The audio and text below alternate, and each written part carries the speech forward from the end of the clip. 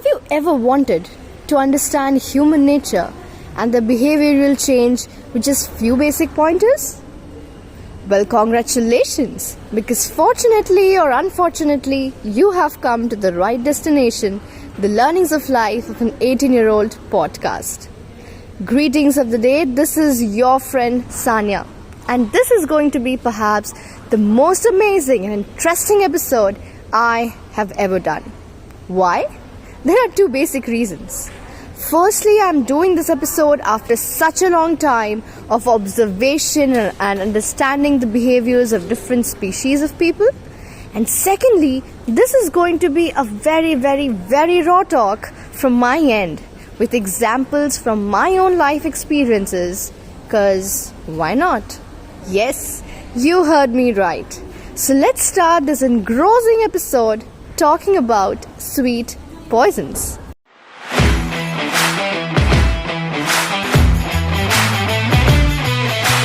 So let's make the series of understanding for you all from simple to intense.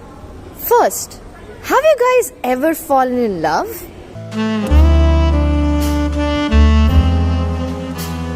Everyone is perhaps going all gaga in their heads right now that yo girl, Sanya, finally talking about love, isn't it?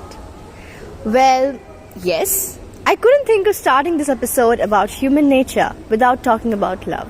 What happens when we start loving someone? Some people first get attached and then slowly fall in love. Whereas there are others who start loving someone and then get attached to them. Although the latter is very, very rare to be found. When we start loving a person and they become a part of our daily activities, we start thinking that we should be the most prioritized person in their life. We start controlling their actions and influencing their likes and dislikes based on ours. At first, everything seems fine. But soon the other person starts feeling suffocated, rather losing himself, and resists the changes that you were subconsciously trying to bring in him.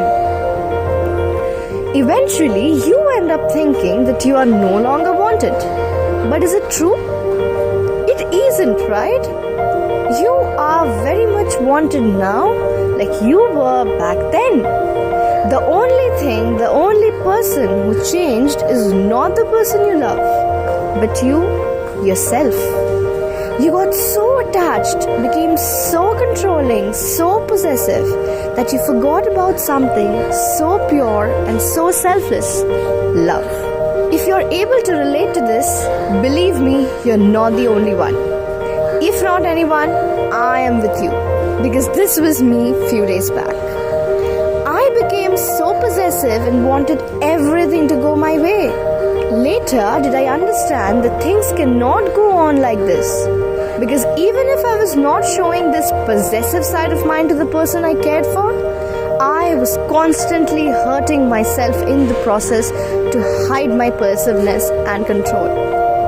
But then something caught my eye in a book that said that everyone has their own world. Just like how you would want to have some things going your way in your world, similarly, others have their own world too, where you may or may not be as important as you are in your world. So whenever you feel insecure, you feel out of control, just think that maybe that person wants to control his own world but still loves you the same way he used to. Because just a bit of space can actually show you how important is the relation to you. Be grateful that you are an important part of someone's life and not the only part. Well, now let's talk about something else. What's the difference between pride and ego? Some say they are very similar, whereas some say that they aren't. Let me give you an example to break this to you. I am sure most of you have watched the movie Gajni, right? One of the dialogues that has still kept me hooked is, if I can say I can do it, it's my pride.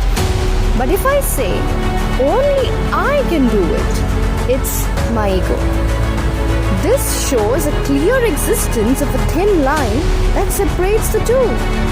So from next time, be proud, but don't foster ego.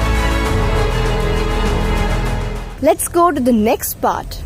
But for that, let me put forward one situation that can lead to two completely different situations in our lives. Consider a point of time where you feel that you need to enhance and polish your skills and improve your personality, which is when you basically feel like it's time to work on yourself.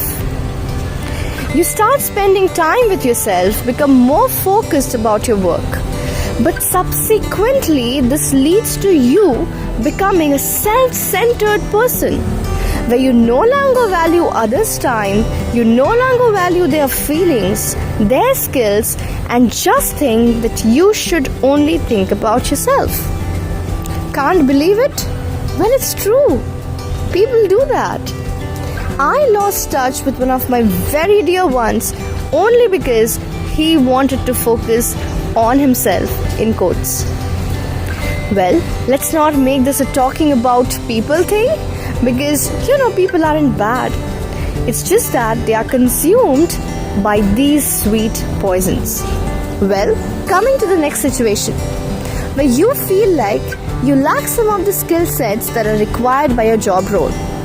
But no matter how much efforts you are putting in, you are not getting observed or appreciated. Which is when you realize that it's not only about your skills, but also about your nature. And you end up losing your true nature just so that you can be accepted in your professional life. Both these examples tell us how professional life changes who you are as a person. Again, people doing this do not do it intentionally. They are just consumed with this sweet poison. The main idea behind giving you guys examples is nothing but to tell you how things can be very sweet at the first and how they unknowingly erode your true nature or change who you are. And at the end, just a quick recall in pointers as promised. Too much attachment leads to insecurity or possessiveness. Too much pride leads to ego. Too much selflessness leads to disrespect and people taking you for granted. Too much involvement or hard work leads you to yearn for appreciation. And at the end, changing your own personality to fit in somewhere where you are not meant to be is bad.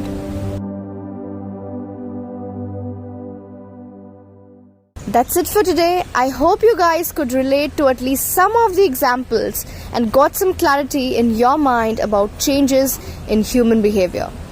Please pardon the noises that include the crows chirping with their beautiful melodies, the train passing by with its beautiful whistling, and of course there are birds, there are people doing tons of activities around me, because I love nature. So recording everything in the nature can be quite difficult sometimes, but who cares? You guys are my family, and I'm sure that you guys will accept me the way I am, because I am not going to change my true nature to fit in somewhere where I'm not meant to be. For such interesting episodes, don't forget to stay tuned to Learnings of Life of an 18-year-old podcast. Till then, happy listening.